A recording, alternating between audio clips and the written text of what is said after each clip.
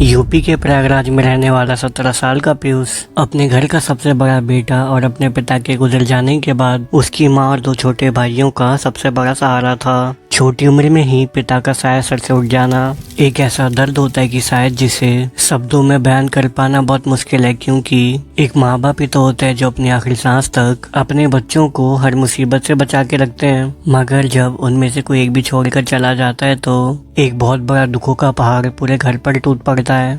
और इस दर्द के बीच पीयूष ने अपनी माँ को एक एक पैसा कमाने के लिए उन्हें बहुत संघर्ष करते हुए देखा था, और यही कारण था कि उसे छोटी उम्र में ही पैसा कमाना कितना जरूरी और कठिन है ये पता चल गया था। इसीलिए अच्छे से पढ़ाई करना और पास होना ही उसने अपना लक्ष्य बना लिया था, क्योंकि यही एकमात्र रास्ता था जिससे वो फ्यूचर में एक अच्छी जॉब लेकर अपनी माँ को रिटायर कर सकता था। इस वजह से वो मन लगाकर पढ़ाई करता और रोज स्कूल जाया करता। उसकी आंखों में बस एक ही सपना था कि वो अपनी जान से प्यारी माँ जो उसकी दुनिया थी उनको कमा कर हर सुख सुविधा दे सके। मगर शायद पीयूष जैसे होनहार और नेक दिल लड़के के लिए नियति ने कुछ और ही सोच रखा था, क्योंकि उसके सपने और खुशियों के बीच एक ग्रहण लगने वाला था। ये ग्रहण इस कहानी को इतने भयानक मोड़ पर ले जाएगा कि इसके अंजाम को देखने वालों की रूह कांप जाएगी। आपका स्वागत है हमारे चैनल पर, और आज हम अनकवर करने वाले हैं the terrifying case of Piyush and the devil bargain.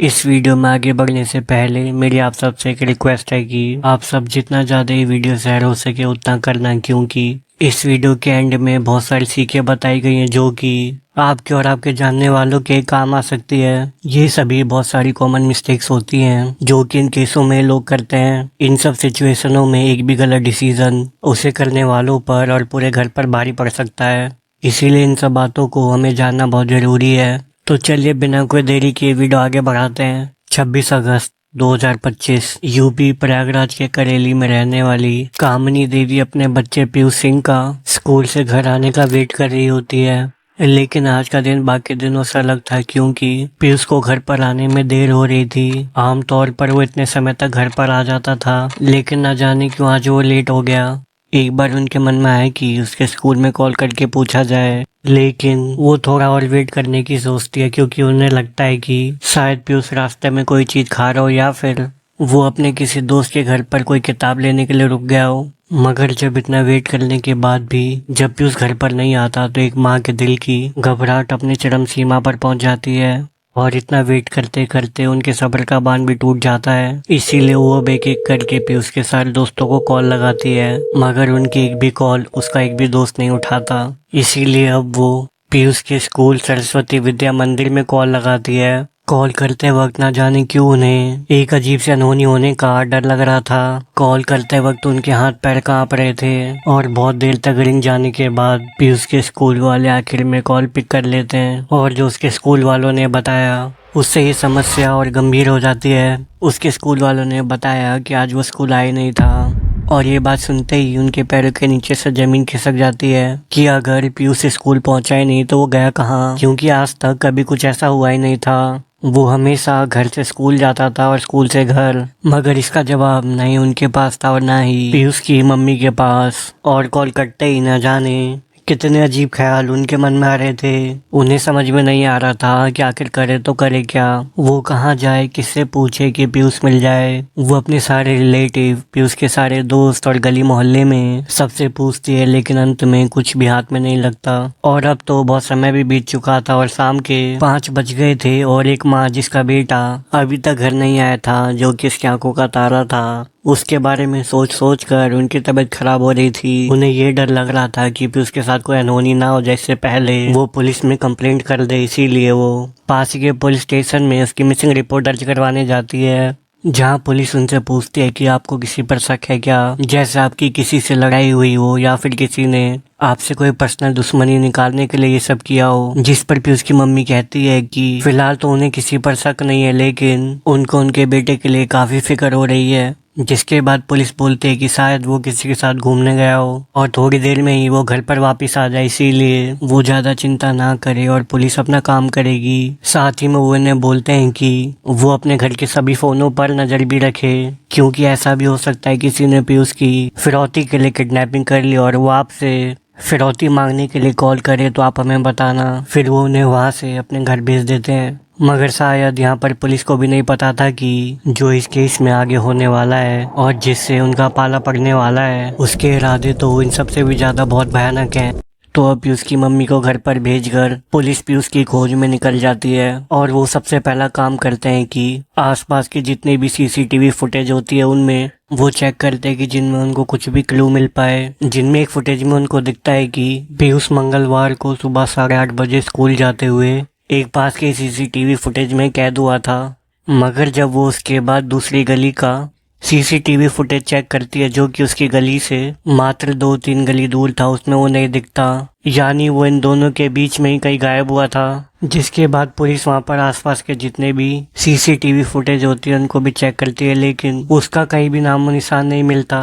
Police यहाँ पर हताश तो होती है लेकिन वो उसकी खोज भी नहीं रोकती है। तभी उनको पास के पुलिस चौकी से एक सूचना मिलती है कि वहाँ से थोड़ी दूर एक मंडी के पास एक औरत ने स्कूटी पर बैठे हुए आदमी को एक चादर में लपेटी हुई चीज को नाले में फेंकते हुए देखा था। और उस औरत के होश तो जब उड़ गए जब उसने उस चादर की पोटली से खून रिसते हुए देखा। जिसके बाद उस औरत ने बिना कोई देरी किए वहाँ की पुलिस को उसके बारे में बताया और जब वो वहाँ पर चेक करने गए तो उन्हें उस पोटली में आधा कटा धड़ मिला था और वो जो बॉडी पार्ट था वो देखने में किसी टीनेजर का लग रहा था। जिसके बाद वो आसपास और भी कोई बॉडी पार्ट तो नहीं है, सर्च करते हैं तो उन्हें कुछ भी नहीं मिलता।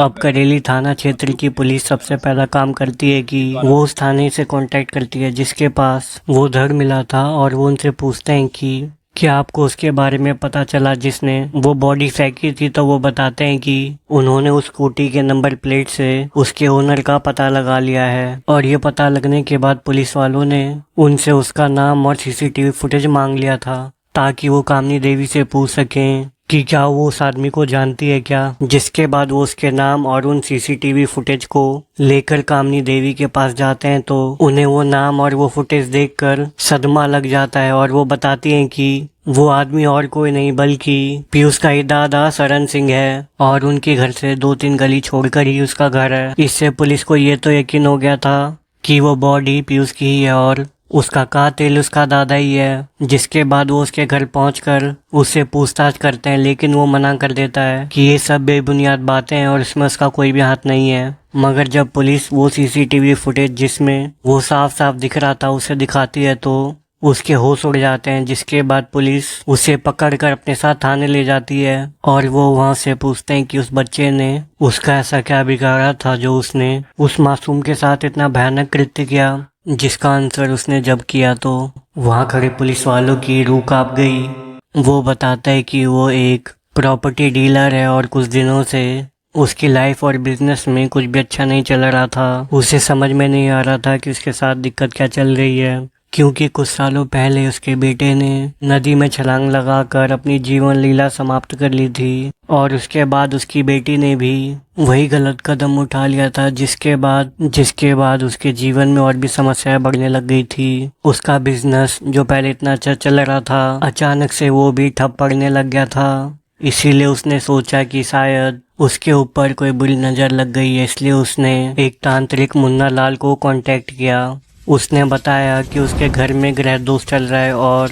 किसी ने उसके ऊपर जादू टोना कर दिया है और वो जादू टोना किसी और ने नहीं बल्कि उसके घर वालों में से किसी ने करवाया है। जिसके बाद वो एक एक करके तांत्रिक को उसके रिलेटिव के बारे में बताता है, जिस पर वो तांत्रिक बोलता है उसके ऊपर काला जादू कामनी देवी ने करवाया है और सरन सिंह के ऊपर कामनी देवी के मृत पति अजय का भूतहास आया है और अगर उसे इन सब से बचना है तो उसे कम से कम 4 से 5 बच्चों की काली माता के आगे बलि देनी पड़ेगी और सबसे पहले बलि कामनी देवी के परिवार से ही होनी चाहिए। जिसके बाद उसे सबसे आसान टारगेट पियूष का लगा, इसीलिए उसने सारी तैयारियां चालू कर दी थी। वो पिछले 8 महीने से इन सब का प्लान बना रहा था। वो रोज उसे फॉलो करता और पूरे दिन पियूष क्या क्या करता था, किससे मिलता था, वो उसकी हर गतिविधि पर नजर रखने लग गया था। फिर जब उसे अच्छे से आइडिया हो गया तब उसने वो समय चुना जब वो स्कूल जाता था,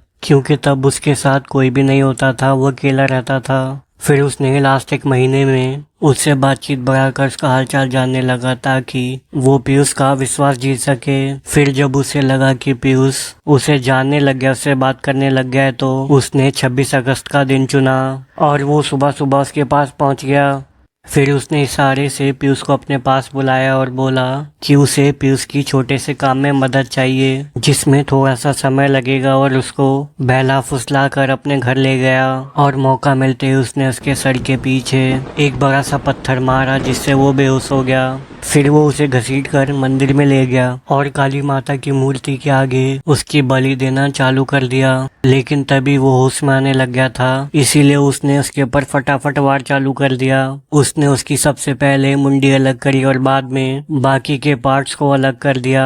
इस तरह उसने 6 पीसेस करके कुछ पीसेस को पन्नी में पैक किया तो कुछ को कपड़ों में लपेट कर अलग कर दिया, और इन सब की बदबू ना फैले इसलिए उसने सारे कमरों में इत्र छिड़क कर 100 अगरबत्तियां जला दी जिससे हर जगह खुशबू फैल गई। और शाम को मौका मिलते ही उसने उन सभी पन्नी और पोटलियों को अलग अलग थाना क्षेत्रों के पास फेंक दिया ताकि अगर पुलिस को इनके बारे में पता भी चले तो ये बॉडी किसकी है वो पता नहीं लगा पाएंगे। आगे पुलिस की पूछताछ में उसने ये भी बताया कि पीयूष के बाद उसे जिन जिन बच्चों की बलि देनी थी उन सबको भी उसने चिन्हित कर लिया था, और जब बहुत देर तक पीयूष को कोई ढूंढ नहीं पाया तो वो बहुत खुश भी हो गया था कि आखिर में उसका प्लान सक्सेसफुल हो गया है और वो आगे कंटिन्यू भी कर सकता है। अब उसकी गिरफ्तारी के लिए इतना कबूलनामा बहुत था। साथ ही में पुलिस ने उसके घर से वो सारे हथियार भी जब्त कर लिए थे जिससे उसने पीयूष की बलि दी थी। और इसके बाद वो तांत्रिक मुन्ना लाल को पकड़ने के लिए उसकी सर्च चालू कर देते हैं और उसे पकड़ भी लेते हैं। और उसने भी पुलिस के आगे बहुत चौंकाने वाले खुलासे किए थे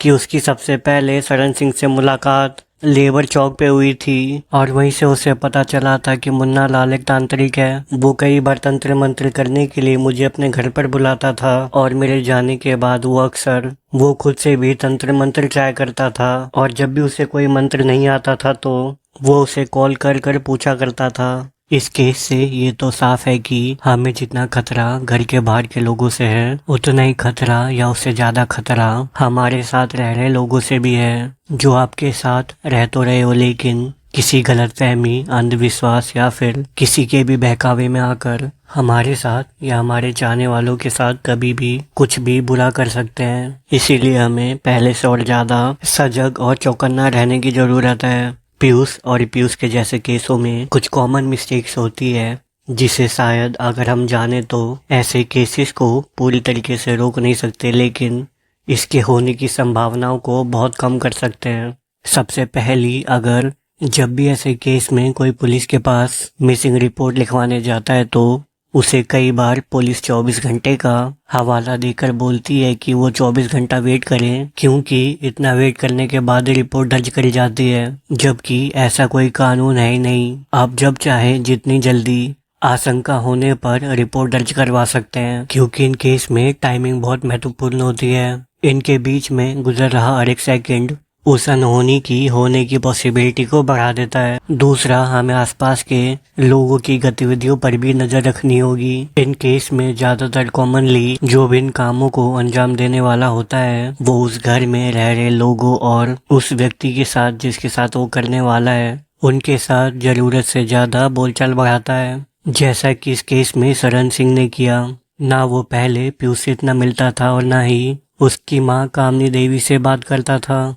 और ऐसे कई केसेस है जिनमें पहले वो सबका विश्वास जीतते हैं और बाद में उसी विश्वास का फंदा बनाकर उनके विश्वास और इंसानियत का गला घोट देते हैं। तीसरा, हमें और हमारे बच्चों को खुद जागरूक होना पड़ेगा, क्योंकि ये जमाना पहले जैसा नहीं रहा है जहाँ पर हम किसी पर भी भरोसा कर सकते हैं। आज के समय में भरोसा सबसे महंगी करेंसी है जिसका इस्तेमाल हमें बहुत ध्यान से करना पड़ेगा। इसकी एक भी गलत ट्रांजैक्शन उसे करने वालों पर और उसके परिवार पर बहुत भारी पड़ सकती है। ये वीडियो आपको कैसी लगी और भी क्या कौशन हो सकते हैं जो कि लोगों को लेनी चाहिए जिनसे इन केसों में कमी आए। मेरी बात से आप कितना एग्री करते हो और कितना नहीं, कमेंट में बताइए। और वीडियो में क्या अच्छा लगा और क्या इम्प्रूवमेंट हो सकती है उसे भी लिख कर जरूर बताएं।